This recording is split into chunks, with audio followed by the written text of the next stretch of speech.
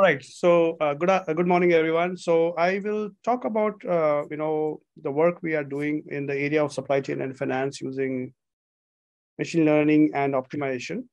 And one of the key things what we see is it is becoming hard and harder to manage supply chain, and it is because of the demand trends which are changing. A lot of e-commerce sales are happening compared to what it used to be 5 or 6 years back. Your e-commerce channel would be 5% of the business. Now it is 40%, right, for consumer goods. You are seeing that on the supply side, the prices of commodities are changing. The cost of logistics is changing and becoming higher, and the cost of capital, everybody's increasing the interest rates. And then, of course, you have the geopolitical tensions which are happening. And you can see that it's a mix of many things which are happening on demand side, on supply side, on finance side, and of course, mounting pressure on the ESG side of things, so the sustainability aspect of it. So this is where we see that the challenges are there for the enterprise to look at multiple aspects.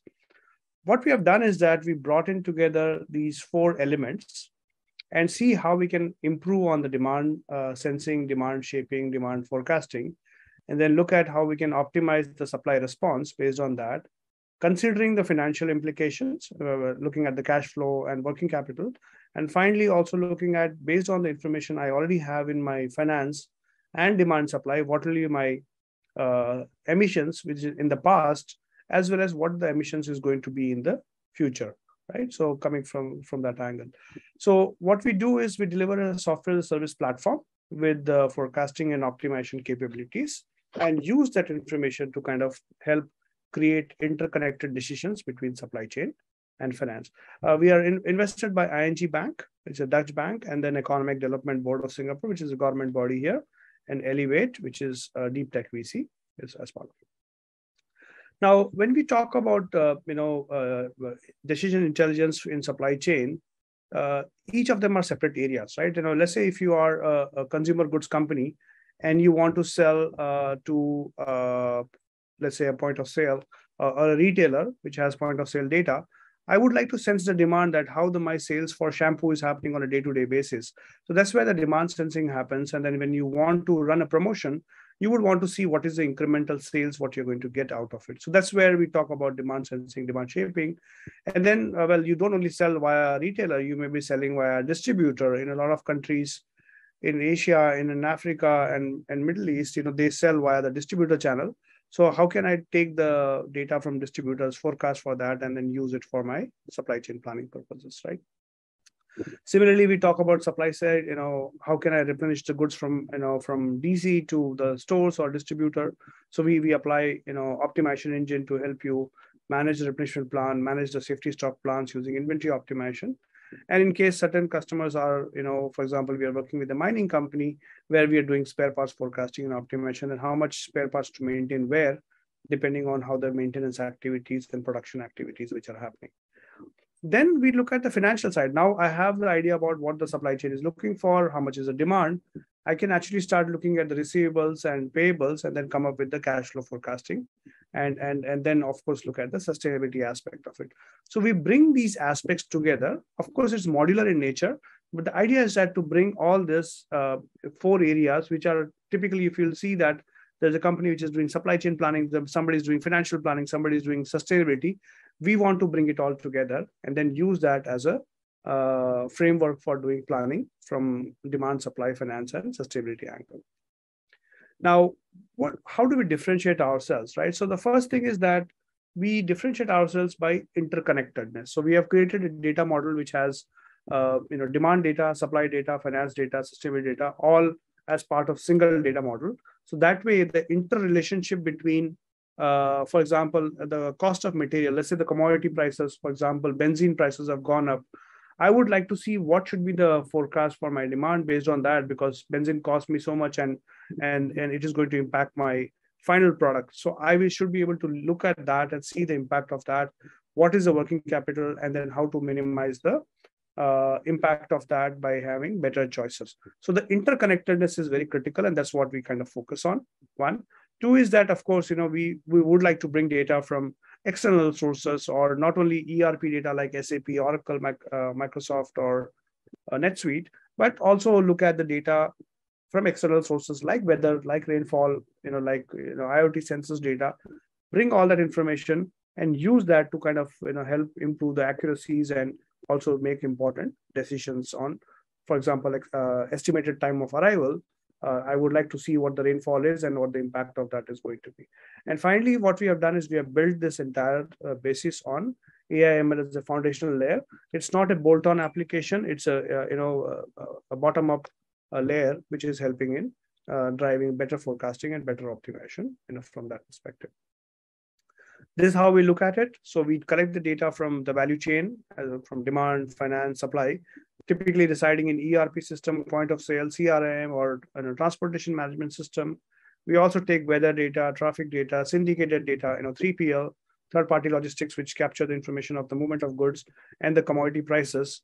And then we have pre-built connectors to them via an API hub. But then we run our decision intelligence engine like autonomous forecasting, active learning, optimization, and a few more sophisticated techniques like reinforcement learning and graph-based machine learning.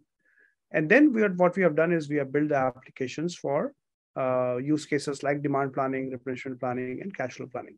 So what we sell to our customers is the solution. While we have a horizontal layer for platform, but the customer is always a business user who are using our application specifically meant for a demand planner or an inventory planner or a treasury manager for this application. So the idea is to kind of grow as many use cases as possible as we grow as a company. Now, why forecasting, right? And I think you have heard quite a bit about AI and in different shape or form. One of the key things for us is that, so we look at time series data, which is what it means is that there's a variation of sales which is happening over a period of time, or variation of price which is happening over a period of time. And you would want to go 2 years back, 3 years back, and look at the demand patterns, look at the price patterns, and then start predicting what is going to happen in the future, right? That's what we talk about time series forecasting. Well, why didn't we do this before? Well, we didn't do this before because one of the things is that the data was not available. Most of the time, we were using internal data sources like SAP data, and then kind of use it to forecast the demand, for example. But in today's world now, actually, we have many information, right? We have information about social media. We have information about product launches, which is happening. We have information about product attributes, which can be derived from pictures of the images of the product. And so there are a lot of insights which can be derived. And these multiple data sets become much more richer for us to not only use it for their own analysis, but also for time series forecasting is one. And then accuracy aspect is important because now, if you have done statistical forecasting for time series, then it is actually one time series at a time that is forecasted. So they don't look at the relationship between, one category or one product versus the product which you're forecasting, whereas machine learning helps you to cross-learn across, products and categories, which is kind of very important. Then the scalability is important. I used to sell these applications, 15 years back, 10 years back. And when we used to meet the customer, we said, oh, please don't go at the granular level at the store and daily level, because the data size will become huge and the database size will be so big that you have to kind of pay for very large databases, but not anymore, right? We have cloud, we have machine learning, which can take large data sets and use it and still get more accurate forecasts. And then finally, of course, the automation aspect of it, that can you do without having a data scientist in the picture, and the business user can get the forecast and without touching, the algorithms and so on and so forth. That's kind of what we bring to the table, right? So we have done a lot of work. We have created about 400 predictors or 400 features, and then based on our experience with 20 odd customers, and then generated our forecast from that perspective. These are our solutions where we go to the market with demand planning for as I mentioned, demand sensing, demand forecasting, demand shaping. Supply chain optimization is that where do I keep my inventory, my replenishment optimization, and then cash flow planning is for from a treasury management perspective, that how much cash shortage is going to happen and can I go and get some loans from the banks and so on and so forth, right? So these are some details on the features and benefits of demand planning. So the idea is to kind of improve the accuracy from 30 to 50%, and based on that, reduce the inventory levels by 20%, and then increase sales by not having out of stock situation. by 65%. So that's kind of what we look at from a demand planning aspect of it. Similarly, from a supply chain optimization, is it a margin optimization, or is it profit maximization, or cost minimization, or it could be, a production optimization, that how best to utilize my production plant. So we have the optimization solvers to help in different scenarios for that.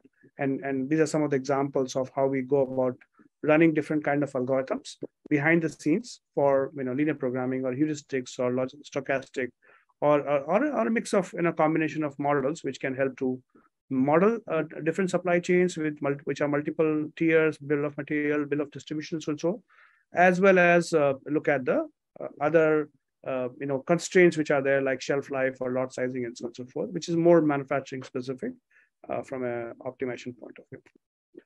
And then cash flow forecasting, where we can take the data from accounts payable, accounts receivable from SAP or other systems, and then run cash flow forecast and see where the potential cash flow shortages are going to happen at the subsidiary level or at the main company level, and then they take necessary action from a receivables forecast point of view or from a payables point of view.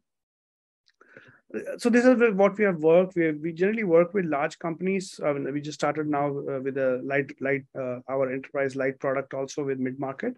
But this is kind of how we have worked with very, very large organization, $10 billion and above, and done proof of concepts as well as gone live. We have subscription revenue coming from some of these customers in our journey. Yep. These are some of the customers and what do they have benefits. So one of the examples is Barry Callebaut, a Swiss chocolate manufacturing company, and we did procurement and production optimization for them for buying cocoa beans, and we saved about $3.5 million for first plant. We've gone live for 2 plants now, and then seeing how we can do a global rollout for them, and some of the other dairy manufacturing and electronic component manufacturing company. This is the case study, slightly more detail. So I'll not take this opportunity. The idea is that we have done both prediction and optimization for this company to save money for them. Yeah. So this is another case study from a FMCG company where we improved their forecast accuracy by 10 to 20%. Already a very good Fortune 50 company, good forecasting, but we were able to add more value to them. And then for a mining company, we saved about 11% in working capital. So they were spending about $375 million. We saved $40 million in working capital for this mining company. So again, spare parts can be applied to any CapEx, oil and gas, and other kind of companies as well. So this is what we have done so far with some case studies to get you an idea about how AI can be useful both for predicting better as well as optimizing the supply chains, from that perspective. This is what I wanted to share today with everyone, and thank you for your time.